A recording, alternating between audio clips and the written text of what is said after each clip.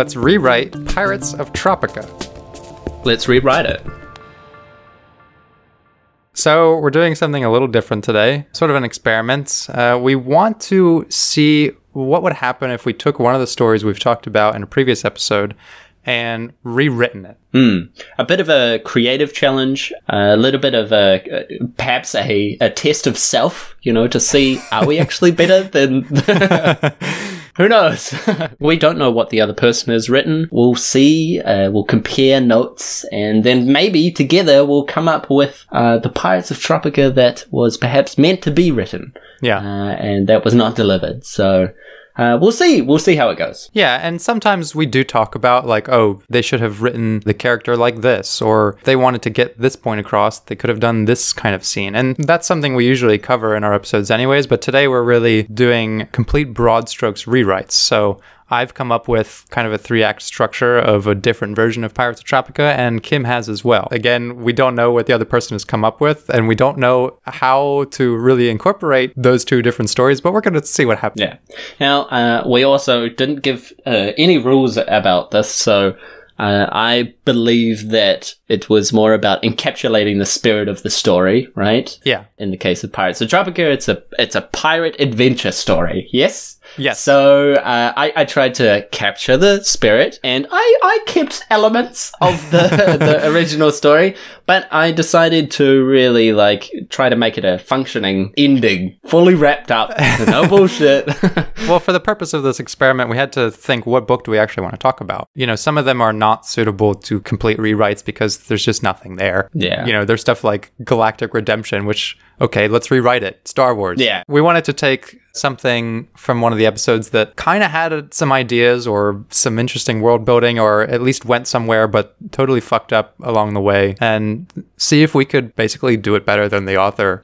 Imagine it again. I use automobiles sometimes when I'm talking about books as a metaphor, and it's like imagine if you're redoing a car, yes. And this car has a functioning engine. It's pretty bad, but you could fix it up and push it along and get it going, right? Mm-hmm. Whereas some books they don't even have a fucking they don't have an engine, they don't have seats, they don't have a steering wheel.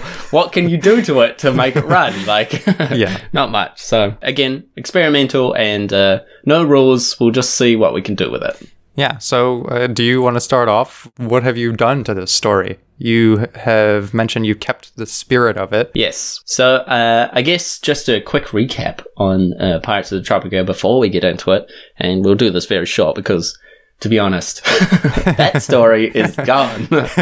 So in Pirates of the Tropica, it features Nicholas Sunblade, his sister Gabriella, and their arch nemesis Darkwind. And those are the only 3 characters I will mention from the original story, because those are the only 3 characters that I think matter. And only 2 of them actually appeared in that story at the end. Yeah, and only 2 of them even appeared in the original. Because even though the book was called Darkwind didn't appear in the novel. So, No. Yes, in Pirates of Tropica features Nicholas Sunblade and his sister, and he's a elf. He's a solar elf. He's a solar elf, yes. He is a dancing warrior, if you would like. And, Yes. And he's a pirate. Yes, he's some sort of pirate. So he went to the Blade Dancing Academy and grew up as a thief and then becomes a pirate. And his sister serves only to pull her breasts out, really. That's her character page. So Yeah, the main thing about that book was the strange incestual relationship between Nicholas and his sister Gabriella. Now, they go on the search for Darkwind, and they don't find him, and they end up doing shit all along the way, basically. I don't know if you've got a better summary. Yeah, well, I think, if we're talking about what is the spirit of what they intended, there was sort of a story around Nicholas Sunblade and his missing memories and his search for personal validity or identity or something. Yeah. In my new version of Pirates of Tropica, I wanted to keep things simple, right? A little bit of comedy on the side, let's say. So, Sure. A simple story. Really kept everything middle ground, didn't go far into any crazy newfangled developments. I don't know about you. My characters that I focused on are Nicholas Sunblade, he's our main character, his sister Gabriella, and of course Darkwind, who in my book actually appears. Okay. But I've changed them. I've changed them a little bit, right? So they can be solar elves or whatever. I don't really care what species they are. But Nicholas Sunblade, he is still a bit of a sleaze in the beginning of the book. He grew up without a father, so to speak, and his mother was around, but no father, and he's very childish because of this lack of parental guidance, immature, bit of a sleaze, hates his real father, who in my book is Darkwind. Oh, okay. The Darkwind is the father to my characters at the beginning of the story. Is his mother still the gorgeous mother Maria in this one? Well, she's Maria. I will leave the gorgeous part out of it, but she's Maria, and she's basically like, you know, for all intents and purposes, she's in the story only by, you know, reference. So she's doesn't partake.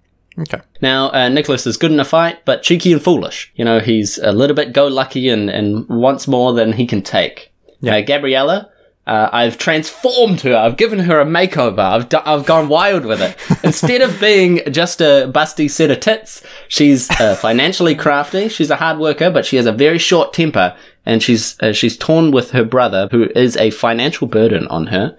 And, you know, a bit of a stressful relationship there, but really the person that she works closely with. Okay. And then Darkwind, yes, is the bad guy, master pirate, world-renowned, but evil, you know, and that's basically him, right? What else do you need to know? And he's a little bit mysterious, so you don't really know what's going on. No one's seen him around. Now, in the beginning of my story, Nicholas and Gabriella are in the bar that she owns. Yes, so this is her property. This is her place of business. And, you know, he's pestering her for money because Nicholas really, he wants to find Darkwind and get revenge on his dad, basically, for A, not being there, and, you know, B, leaving them destitute and having to fend for themselves. Is the absent father in this story a result of that he was actually around and then he left to become a pirate? Or is it just one of these things where he's a colonial ball buster, he goes around to different ports, raping the land and just having whatever women he wants, and Nicholas's mother happened to be one? I've left it in the plane of mystery where the mother didn't really want to talk too much about it. And what Nicholas and Gabriella have to go on is basically rumors from the world and their mother's brief, I don't want to talk about your father type of things. So, like, Nicholas's ideas about his father are largely shaped about what other people say about him, and they are not often good things. But there's a lot of speculation, a lot of rumor, so he doesn't have much to go off. But he wants to confront him, basically, yeah? Okay. Perhaps not murder, but definitely confront. So you've established some sort of connection between them. Yes. So yeah, there's a reason. There's a reason he's going after. Now this is a wild tangent from the original. Yeah, crazy differences here. It starts with them at the bar. Nicholas is pestering her for money, you know, because he's not so clever, and she's the breadwinner of the group. So. Mm-hmm. She's basically at her last straw. There's a last straw element here where she's like, yeah, I'm not giving you shit. Yeah, fucking do your own thing. And I'm not going to delve into your fantasies about your dad and blah, blah, blah, and getting revenge. That's can be your downfall, not mine. But she's high-strung and very, like, short-tempered about it. And Nicholas wants to go get money, get a ship, and go find him finally because he thinks he's, you know, ready and tough and good to go. Mm-hmm. She disagrees. Nicholas steals her money. He goes to pay for some information that he's found from some man who is maybe utilizing the knowledge of Nicholas's revenge. He wants to make some money out of it. So Nicholas steals Gabriella's money and then goes to this man, and then a fight ensues out of that. He's a little bit drunk at the time. He's a little bit foolish. He loses the money. He doesn't get any information, and Gabriella is absolutely over everything now. She's the last straw. They have a big argument, you know, what are you going to do? Find the biggest pirate and kill him, you know, blah, blah, blah, all that good stuff, you know, set up the tension. And then because of this distraught confrontation between the two, an old sailor. They've known this old sailor for a long time. He's always around. He's always hanging around. Mm-hmm. And he has helped them along the way, but, you know, as a distant side character to them, overhears them and, says like, hey, look, I know you guys are, down in your dumps about this, but I actually have something for you.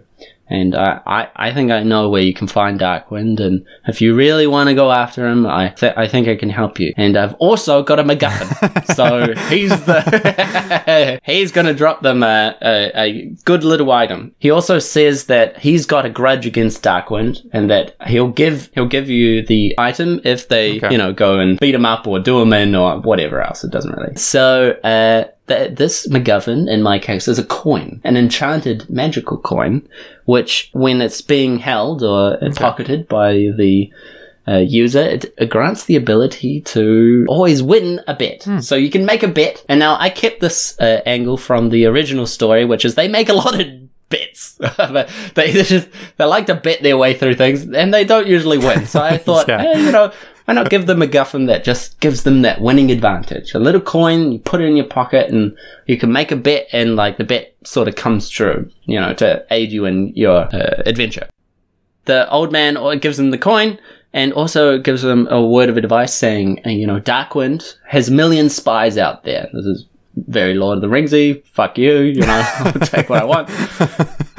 He's got a million spies under every leaf of Tropica. Watch out. You gotta keep everything a secret. Don't let too many people know you're out there looking for him. And then the first act ends with them using the coin to bet themselves into a large pot in a bit of a gamble at the tavern. Another fight ensues, but this time they win. And they leave, they have some money, and I've set up that he's a bit of a fool, he has an angle, he's at a close, tense relationship with his sister, and he's a good fighter, but he's often drunk and foolish, and he doesn't always win because of that. Yes? Okay. So let's contrast that then to the original first act of Pirates of Tropica. So what you've talked about here are, first of all, character dynamics. Relationships between Nicholas and his sister are tenuous. He's got baggage with his mother, and he has the actual reason to want to confront Darkwind. You've set up a situation in which there's actually a reason to go off on this journey. And in the original, the only stakes we really have are Darkwind is like a slaver, and he captured Nicholas's mother. And that comprised basically the whole first act of the story. And other than that, Nicholas wants to bang his sister. You never get a moment where Nicholas is like, I have to find Darkwind, and I will swear to get my mother back. Nah, he's really casual about it. Like, he's like... No, he has a grand old time on his little adventure. It's very, very casual about, like, the whole thing. If your mum's enslaved, you might want to be a little bit more stressed about that. Yeah. Hey, that's just me, right? That's just me. But yeah, I did away with the whole slaving thing. It's like a hostage situation, which I find, like, has to be kind of, like, very upfront and punchy, and it's like a race against the clock kind of theme to me. That's what it spells out. And that doesn't really go for like a pirate adventure. You want your pirate adventure to be able to slow down a bit and to enjoy what's going on around you. That's true. I think the other element of it is it gives you a singular goal, which isn't suited for the breadth of exploring a cool piratey world. It's like, okay, once you get the mother, that's it. That's done. Maybe you kill Darkwind for taking her, but there's only one stake there, really. In a setup where there's familial ties that still need to be resolved, there's financial troubles, there's personal journeys to be made, identities to be uncovered. That gives it, more room to actually have an adventure and for things to get sidetracked. I also thought in the process of making this that you want to have an element of exploration and not knowing where someone is and trying to find that person. That gives you an opportunity to go from place to place. It gives you an opportunity to meet strangers and ask them for information. It actually gives you a way to naturally put up some world building, because they can they don't actually know where to start. They can kind of go around and search for some things and narrow that down. But you get it in a way that's important to the story. It's relevant and not just because I wanted to write it. So So what happens in Act 2? So in Act 2, they venture off to go off to this city under the old sailor's advice. He said that he's often gone to this port to barter and still under secrecy, but it's known that he travels there, so that would be the first place to look. Okay. And then they go to this island and go to the city. It's a moderate city. It's kind of irrelevant to what we're talking about, but anyway, they go there. Nicholas meets a girl who doesn't fall for his bravado. He uses his usual tricks, and this girl doesn't want a bar of it. Won't give him an ounce of, love. Nothing's happening, and he's a bit peeved off. He needs to grow up a little bit. Then Gabriella, who's on her own little tangent, perhaps in her own chapter, uses the coin to win small bets in the new town. So she does little bits and pieces. She's got the coin, perhaps she sees two people arguing, and then she comes over and bets one of them to do this and that, and then, it does a little bit of learning. But because she's got this little cheat code in her pocket that allows her to win a little bit, she's a little bit more relaxed. Doesn't have such a short temper, She's not financially tied to everything that's going around. A little bit less stress. She's learning to enjoy cheating a little bit.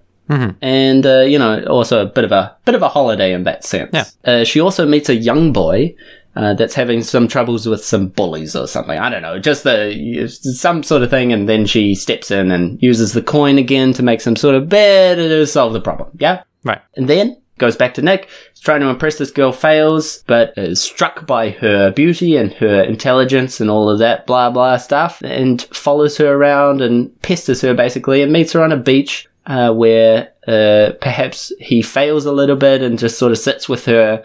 And they have some sort of metaphorical, like maybe they see two animals, birds or whatever, that are coupled. Like a pair of albatross or whatever elven birds that they have in fucking Tropica. And they're paired, and she, says quaint things about it, and they have a nice little... But nothing happens. Nothing sexual happens, and Nick really enjoys himself, but perhaps doesn't admit it. Then they go try get more info on Darkwind, right? They're slooping around, and Gabriella's been doing this as well on her little scouting around the town. They do get some slight information, and they go to whoever's in charge of this town, whatever, general, captain, blah, blah, blah, irrelevant. Governor Lightstorm. Governor Lightstorm, yes. That's the person I'm using for this, Governor Lightstorm. Okay. But the Governor Lightstorm is very curious about what these two younglings are doing, talking about Darkwind. They have no place talking about this. Why would they be going after him? He's a dangerous pirate. And then Nicholas pulls out the coin to make a bet, and she recognizes the coin, seizes them and the coin, and reveals she knows who the old sailor is, because only the old sailor would have that coin. Right. She recognizes it, and she reveals that it's from a notorious pirate that was in Darkwind's crew. Ooh. Your first little drop there. So anyone who possesses a coin like that can only be used for larceny. So she throws him in jail, fucking locked up. That coin's not for ya, and then they're in prison. They got no way out. Right. There's no coin, no special powers. But then in the jail cell window, that the girl that Nicholas tried to seduce or spend time with comes to help them, and reveals that her little brother is the one that Gab helped with the bullies. Oh, wow, what a coincidence. and they want to help them escape. So this brother and sister team up, and they help Nicholas and Gabriella get free. Okay. They must escape quickly. Nicholas also wants to steal the coin back. And then action sequence of him using his cunning and skill, but this time he isn't drunk or foolish, right? Is he still a blade dancer? Well, sure, yeah. He can dance with a couple blades. I know that was your favorite part of the story. I didn't mention any blade dancing in my outline, but if you want, it's in there, Mine's got some blade dancing, but maybe not what you would expect. It's central to the story. He's like a mamba dancer, and he...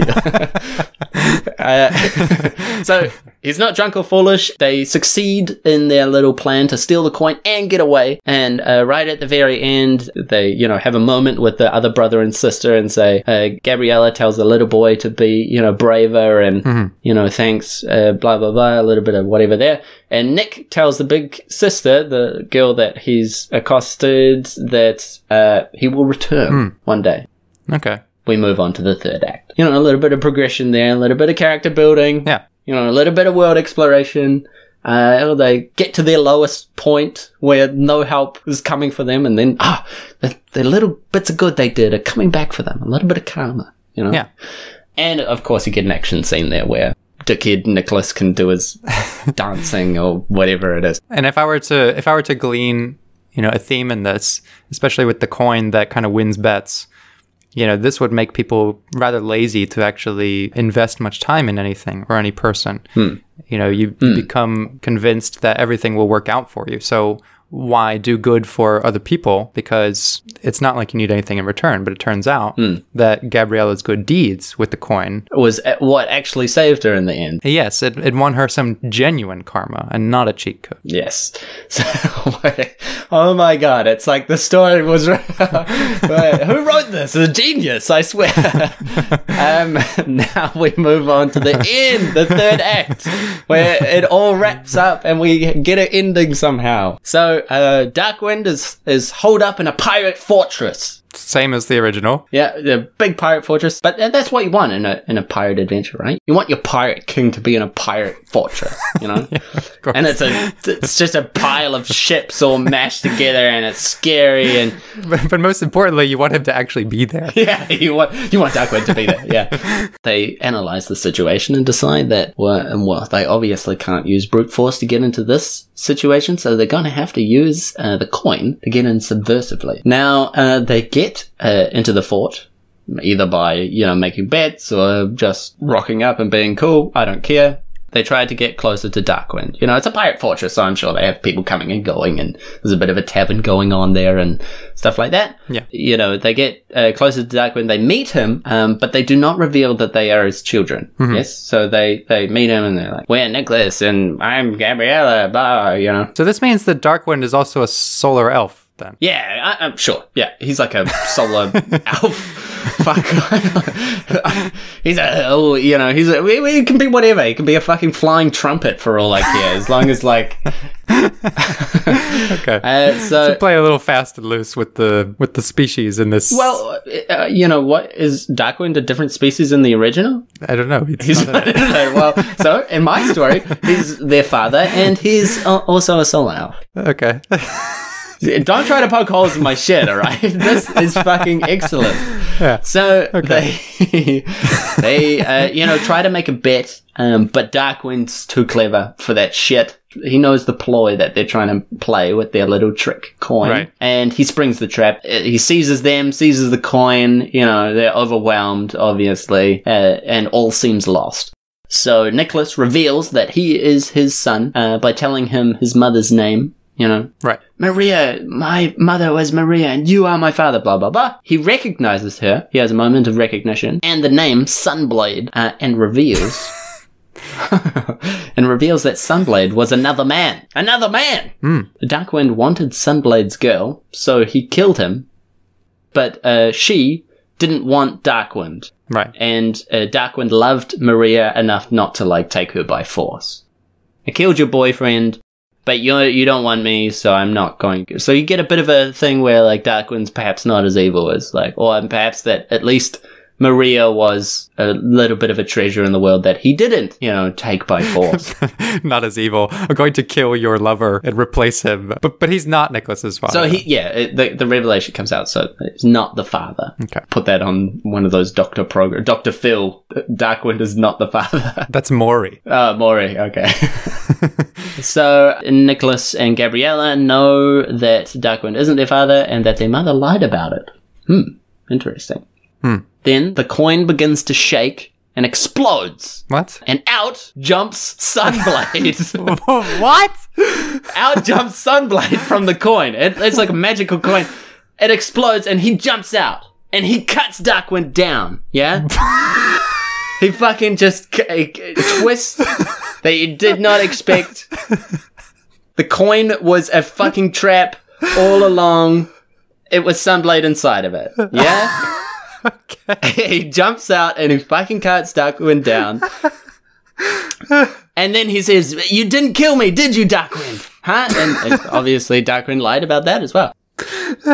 I got away from you and I hid from all your spies, even from my own children. And then he hid inside the magic coin and used his kids to get him to Darkwind. And then surprise attacked. Now, united as a family, they escape the fortress as it descends into a brawl because obviously Darkwind is dead and no one knows who's going to be the next pirate king. Yeah? Okay. And they recognize that Sunblade, their father, looks awfully like the old sailor. Sunblade, their real father, was a ex-member of the Darkwind crew. Darkwind and Sunblade both fell in love with Maria, but Sunblade won that contest. And so Darkwind tried to kill him, couldn't kill him, told everyone he had killed him, was obviously looking for him because it was a slight on his bravado, I guess. Sunblade, knowing how dangerous Darkwind was, did want to hide from him, stayed around his family and Maria, and obviously I would do some sort of alluding to that fact along the way through the story, but for all intents and purposes, the characters didn't know. Okay. They had no idea about this. And then the old man gives him the coin. When Nicholas is, I'm gonna fucking go find Darkwind, then old man Sailor gives this magical coin, which is secretly some, sort of like enchanted, I can hide inside this element until the moment is right. Yeah. And they go all the way there, and then he jumps out and kills Darkwind. Boom. All right. The dad is sorry, proud of his kids that they made it all the way. Nicholas's hatred for his Darkwind father is now replaced with a new, amazed love for his real father. Gabriella is happy to know the truth and trusts men more. I don't know. But isn't the reason he hates Darkwind for not being around? But Nicholas Sunblade father has been alive this whole time. So, old Sailor was always there and perhaps helping with the family and giving them life lessons, but, never... Was the old sailor Sunblade? Yeah. So it's like an Odysseus. Yeah, the old sailor was always around the family and hidden in plain sight, so to speak. He's some sort of shapeshifter. He's just dressed up like an old sailor, but he... like a fake beard and... yeah, he can dance so good that he can just jump into a coin. I don't know, it's magic, right? It's just an enchanted coin, he hides in it, and then when he gives them the coin, that's when he's, doing his trick. He, gives them the coin, hides inside it, they take it all the way to Darkwind. That's how he can get close enough without being recognized. Otherwise, he's hiding at home. Okay. In the beginning of the story, try to make it so that, it's Darkwind's got a million spies out there. You gotta hide. It's a situation where Darkwind's been searching for Sunblade, basically, probably to kill him his whole life. Yes. Especially because he said that he had killed him, and if it came out that he was alive, that would be a slight to his bravado. This man that took his love away from him. One question for you, though. So, yeah? He doesn't want any of his men or the world to know that he didn't actually kill Sunblade. Yeah. So what did he tell his spies to look for? Someone that looks very much like Sunblade. Solar elf. Go look for that guy that I totally killed. You could just say, keep an eye on Maria or whatever, and make sure that, because, if Sunblade was going to go anywhere, he would go back to Maria, and so you just send people, go look at Maria and see if she's seeing anyone, and if she is seeing someone, then, maybe that's Sunblade. But not a expressive look for a man that has, green eyes and blue general things, but keep an eye on Maria. Maybe we'll find Sunblade inadvertently, and then I can go kill him. Good. Sunblade wants to be close to Maria, can't be close to Maria in that way, so is hiding close by and perhaps doing secret make-out sessions at 3 o'clock at night. Who knows? That's beside the point. Okay. And then perhaps a little bit more fluff at the end where you get a thing where Gabriella's running her business good and, a little bit less stressed and has the coin in her back pocket, but doesn't make so many bets these days, doesn't use it. And Nicholas is shacked up with the chick. They openly love their dad because he doesn't have to hide anymore. Boom. Done. Finished. Okay. No, nothing else. No sequels needed. Nothing else. So there's a happy ending at the end of the story, though. Yeah. Oh, totally happy ending. I mean, you want your pirates to, be able to enjoy the pirate life. I mean, Tropica is literally a paradise world filled with riches and beautiful islands and gorgeous maidens, you want them to enjoy that shit. There you go. Okay. And handsome elf boys. And mysterious coins that I did think when I was like, okay, so this story is perhaps written for it's like a hero's quest kind of thing. Yeah. Probably written for a younger generation. Doesn't need any sort of massive sexual things. Doesn't need too much violence or anything like that. Can have a bit of action. The things can be loose. Yeah, if you had a coin that allowed you to make any bets, and then you could be like, I bet you that Darkwind's going to come around that corner right now. Yeah, of course you could do that. That's not within the spirit of the story. So you really took the intent of what a pirate story should be. A lighthearted adventure where things kind of generally work out. People discover things about themselves, and it's just has a nice fun wrap-up. All right, that's a nice reimagining of the story. Not wild. I tried to throw a little bit of a twist in there. Yeah. Enough of a twist to where it takes you by surprise, but not more than it needs. And I think the key there is when you have elements of mystery or like, oh, what's going to happen? You have options of like, oh, I think this could happen or that could happen. It's not just so random that you're like, I don't know where the fuck they're going or where they're going to be next because nothing's leading into anything. That's how the original was. For all intents and purposes, what you think does happen in the story, right? Like, you think that they're going to find Darkwind a family conflict. And there is, but perhaps not quite in the way that you expected. Well, I sat down, I did what I could with the material I had, and I didn't include any incest. So, I'll take that as a fucking pat on the back. All right.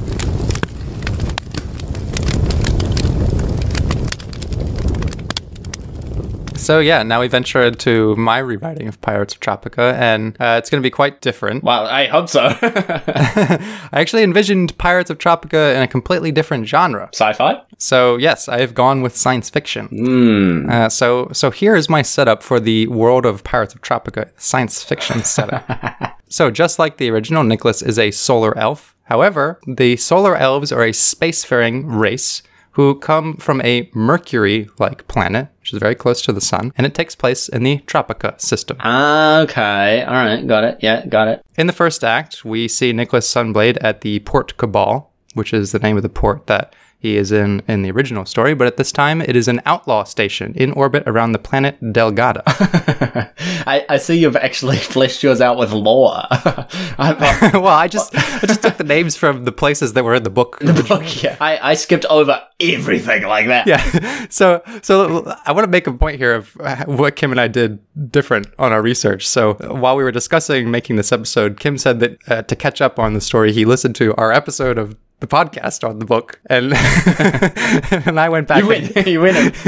I opened up the book again and went through it. I was thinking about opening up the book, but I was like, well, the book is shit, so why am I opening up the book for any information? No, because I wanted to rewrite the book itself. So we're at the Port Cabal in the Tropica system in orbit around planet Delgada. Nicholas is among the ranks of the Port Cabal pirate coalition named the Blade Dancer. Wow. In this story, Nicholas's personality is largely the same. He's hot-headed, flirty, and charismatic. But in this story, they serve as compensation for his general lack of personal identity. So you get that in the form of some world building and character development here. Perhaps we learn that the solar elves and their culture are sort of missing from the world, right? So he doesn't know much about them. He's kind of searching for connection with his culture and race. But they're pretty rare these days in the galaxy. He doesn't actually know that much about their beliefs or practices, except that the solar elves have something of a special genetic compound which produces energy, right? That's why they're the solar elves. So they're kind of a dying race. Solar energy, perhaps. Yes, indeed. They're kind of a dying race, and the history behind that is that they suffer from a genetic disease, which saps them of their solar residue. So he has kind of chosen the life of piracy because he has no formal way of engaging with his culture and what that should be. And for this, he feels kind of out of place and disillusioned. And he is finding himself being assigned a new job by a woman named Maria, who is another solar elf. And she's kind of the leader of the Blade Dancers. They're not related. And so she gives him this job to steal documents from an opposing faction on the port, which is the Darkwind faction. Now, so it's all taking place within the same station? Right now we're on the Port Cabal, yeah. Okay. Perhaps there's some sexual tension between Nicholas and Maria, who is not his mother in the story. Better not be. But he connects with her because she's one of his kind. She's kind of one of the only solar elves he's ever been in contact with. And because she's a bit older, she's one of the only forms of access he has to his culture and some of their rituals. The two of them might bond over this curiosity of Nicholas's about the solar elves and what kinds of beliefs they might have. Nicholas goes off to the Darkwind faction, and he charms his way past their security with his boyish handsomeness, and he finds the documents. He twirls his swords around. What he discovers is schematics for a high-valued facility being built by the Nautilus Corporation, which in this story is an influential arms and tech manufacturer within the local stellar neighborhood. And perhaps the Darkwind faction was a potential buyer or contractor, acting as sort of a third-party enforcement of Nautilus's. So while they kind of remain the guise of a simple corporation, they're clearly a bigger player in interstellar politics than they might appear at first. Now, Nicholas reasons that Maria and the Blades intend to sabotage or steal whatever this facility is making for their own personal gain, because they're also pirates. He returns to Maria to inform her, but he finds that the Blade dancers have been mostly killed, perhaps discovered by the Nautilus Corporation. And Nicholas witnesses Maria being slain. He narrowly escapes the carnage and flees the port cabal in a ship called the Twin Scimitar.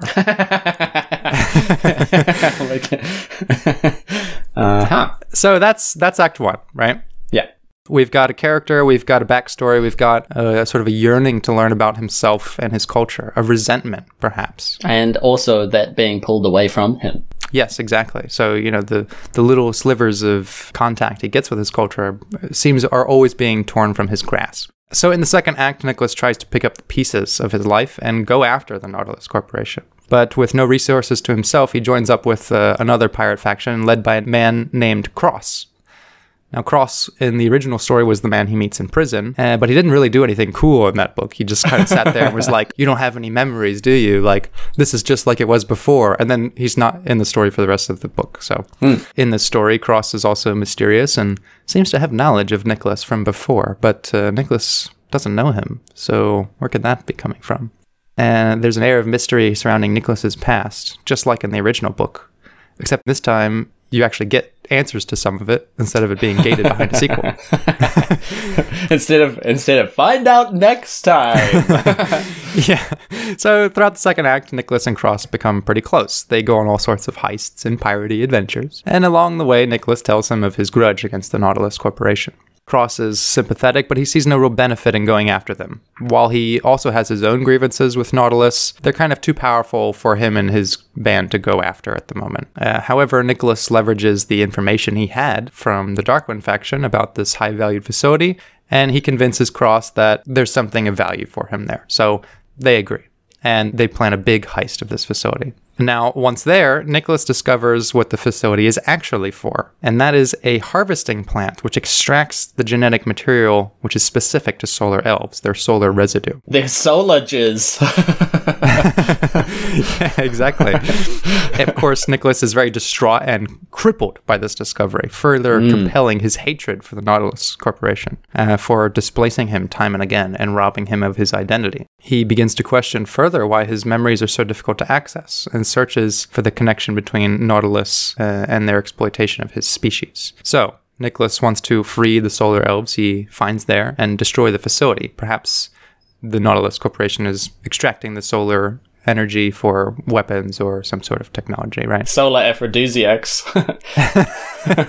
He and Cross and the other pirates are forced to flee before that can happen because the Darkwind faction is there, and they present too great of a challenge for them. So they flee, and this is where Nicholas starts to question Cross's connection with Nautilus. However, Cross refuses to tell him, and refuses to tell him why he knows so much about Nicholas's past. Now, the third act is where you will see Nicholas going out on his own to find answers. His existential crisis develops even further, pushing him into desperation. He takes the Twin Scimitar, his spaceship, to his home planet, near the sun, where he meets a young solar elf named Gabriella. Oh! Now, she has witnessed the capture of many solar elves throughout her years, as they've all been taken by Nautilus to the harvesting plants. For their solar semen.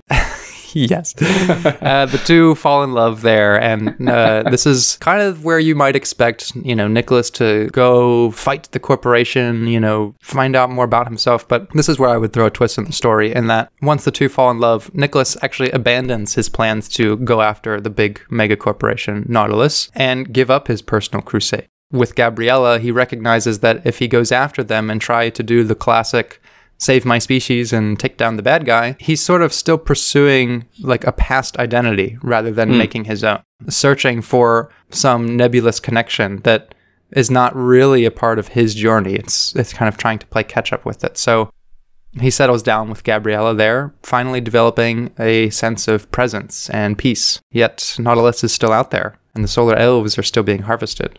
Perhaps in the sequel, Nicholas's attempt to escape the history of his people will be thwarted, as he is once again dragged into a conflict that is far beyond his reach. The end. Now, I'm instantly seeing some massive contrasts here, and I'm very interested to talk about this because I feel like you may be more truthful to the original author's actual what he wanted the story to be about, because it is about loving Gabriella and Maria. Right. Perhaps not for the right reasons, but, nevertheless. And in my story, that doesn't happen at all. Mm-hmm. Gabriella is his sister, like she is in the original. They're not in any way sexually connected, right, which to me is a great thing, but, to each their own. In your story, you've kept the love aspect between them, but you've removed the incestuous angle. Yeah. So, and I also think that you've taken way more of the actual reference items from the original story, whereas I had basically Nicholas, Gabriella, and Darkwind. Yeah, well, I wanted to do something with the solar elves, because in the original book, he's just like, they're solar elves. That's it. There's no reason why they're solar elves at all, or elves to begin with. So I wanted to have something there, and not just like, okay, he's a solar elf, but also like, what does it mean to be a solar elf? What does it actually mean for his character? He grows up wanting to know about them and be like them, but he sort of over time realizes that that's a goal that is expected of him. He's one of the last remaining solar elves. Of course, he'd want to reignite the race and that sort of thing. But, over time, he realizes this is just too big for me. That's not really me. I'm not the hero of this. Like, I could just do what I can to live my life. And, for that reason, he tries to be with Maria. But, this big conflict is what got her killed. So when he meets with Gabriella, he's kind of like, well, this is time for me to stop. If I go further into this is going to be another death in the solar elf family. So I wanted to keep that stuff in and actually expand on solar elves in some form. Well, I appreciate that you've stuck to the original's poorly done thematic of searching for self and searching for your memories as well. That's true. Which I did away with completely because I thought that was dumb. Well, it's dumb in the book. It's really dumb in the book because it's just like, I can't remember so good. Like, and it doesn't really, affect the plot too much. But we come to the interesting side of this, where what is in more spirit of the story? Do you think it's more in the spirit of the story to follow the love between the original characters and perhaps the soul searching and the memory searching and things like that? Or do you think it's more in the spirit of the story to do like a pirate adventure? So I think we've actually extracted the two sides of this, right? One is the essence of the genre, right? A fun adventure through the tropics with magical items and a hero's journey. Some fun revelations and that sort of thing, some fun action scenes. And one is a sort of depressing look at identity and what it means to be whatever you are, human, solar, elf, whatever. And that's like the two ideas that Pirates of Tropica was juggling, and not well, No, it dropped the ball on both accounts. Like, it wanted to be like a fun, like, pirate adventure, but at the same time, it wanted to have like real stuff in it. Nicholas is like this troubled person, and at the same time, bigger questions. But at the same time, he's like dicking around and jumping on bullshit. Kicking like coffee cups and spinning his swords around and just saying stupid being shit. A fucking dick. So I think we've actually extracted both halves of what Pirates of Tropica was and separated them and said, well, when these stand alone, do they actually make sense? And I think they do in that sense. If I was to look at this in a what would I want to read thing, it would definitely be yours, because to be honest, like I really like. I think I'm a little bit beyond reading like a silly pirate adventure book. I mean, maybe I'm not. Maybe I for some reason it's me. I was just like, oh yeah, like this is a good story. But would I want to read that? No. Would I want to sell it? Yeah, sure. Yeah, go. Yeah, but. No, perhaps not my, like, a little bit more depth in my characters and a little bit more interest in what's going on and a little bit more relevant to actual people, you know? Whereas, I mean, my characters have growth. They start in one place, they end up in another, but they deal with very minor issues, you know? And even, like, Gabriella, who is, like, the second main character in my story, her character progression is a very low arch. She goes from being like pretty alright and having some anger issues and not trusting people to a little bit better and trusting people a bit more and being a little bit calmer. But like that's not like a I've made a revelation type thing. It's just like I got a little bit but honestly in the spirit of Pirates of Tropica, I conceded that character growth was perhaps secondary to a little bit more fun on the side of things. So I appreciate a more fun look at these characters. You know, mine's depressing as fuck. Like, it's really funny how I really didn't expect it to go that wily. I mean, like, you know, it's perhaps no secret that, I mean, we're both sci-fi lovers, but fuck Pirates of Tropica. No, I was like, sci-fi, yo. Yeah, well, I mean, it was in that name, the solar elf, and that just sounds so much more cool in space than what they're elves that sit in the sun. And there's nothing cool about the fact that they're solar elves. So I think it's fun to look at it in a sci-fi context where, you know, the multiple factions actually make a little more sense. You know, the Blade Dancers and the Dark Winds and your Light Storms and these sorts of things, that they have opposing ideals. And, you know, avid science fiction consumers will recognize elements of my story and other things. I'm sure people will point them out to us. But you know, it was a fun experiment to kind of pick apart a story. And yeah, which one do you think is going to be a bigger seller? I don't know. When Nicholas Sunblade's father jumps out of the coin, I feel like that's $1 million scene. Oh, that's fucking. When I came to the thing and I was like, okay, we need the. How did they get out of this? Like, oh yeah, just the dad just jumps out of the coin, kills him, and they run off. Like, fuck it. But, you know, it's a fucking solar elf pirate story with magical shit in it already, I thought. Yeah, a little bit disappointed that neither of us included the lightning sword. Yeah. We missed that one out. That was one of the only cool things that from the original. But I was like, that's something that could be in the story, but it's not going to be part of my outline. That's just a thing that could be cool to see once time. Like, it's not really a part of the story. It's just like, whatever. But it's funny how that's the one thing I actually remember from that book. It was cool when the guy brought out the lightning sword. Like, So yeah, that was the BurnCast rewrites Pirates of Tropica. Yeah, and I enjoyed it. We'll see what people think when they listen to it. But in all honesty, like, I enjoyed that. It was cathartic in a way because I finally get to retcon the trash that I read, and I finally I get to give the fucking story a working plot. That's my fucking dream. Yeah, you know, when we had the idea for this spin-off, we were thinking it'd be like, oh, it'd be a good chance to like also get back in the mind state of our own writing expression. And we'll call it BurnCast Rewrites. But, you know, at the end, I'm actually realizing what this is actually BurnCast fan fiction of books we've read. Well, but is it because wouldn't fan fiction entail... Oh, I guess fan fiction is just anything that's using the characters. But, like, honestly, I really don't want mine to be put in that box because mine should be the fucking canon, yo. Like, do not allow. Well, yeah. Can you even make fan fiction of something that doesn't have a working plot? Like, I don't know. It's tricky questions. But we'll leave that for the eggheads, really. Yeah. Let the eggheads figure it out. So, what story will we rewrite next time? I don't know. Perhaps our audience will let us know what they'd like to see us take a stab at? I've got a couple of things that I would like to do, but, we'll see. We'll see how it goes. It'll be funny.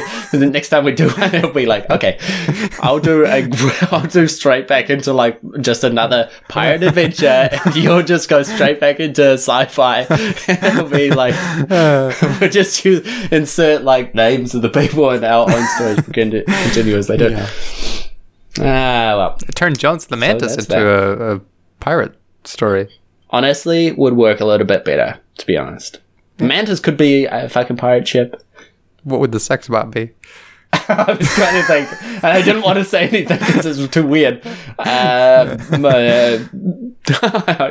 Nothing sounds good. No. We'll save that for another day then. Just like a scarecrow or something inanimate. I was going to say like a mermaid, but that's even weirder. Simon, I don't actually have any rights. I'm not actually a real person. Wink, wink. Oh, man. Thank you everyone for listening and supporting the show. We really hope you enjoyed it. If you did, make sure to subscribe and join in the conversation with us on one of our platforms. You can support the show through Patreon, and more so by simply sharing the podcast with your friends. If you have a book you want to suggest, just message us anywhere and we'll consider it for the show. Thanks.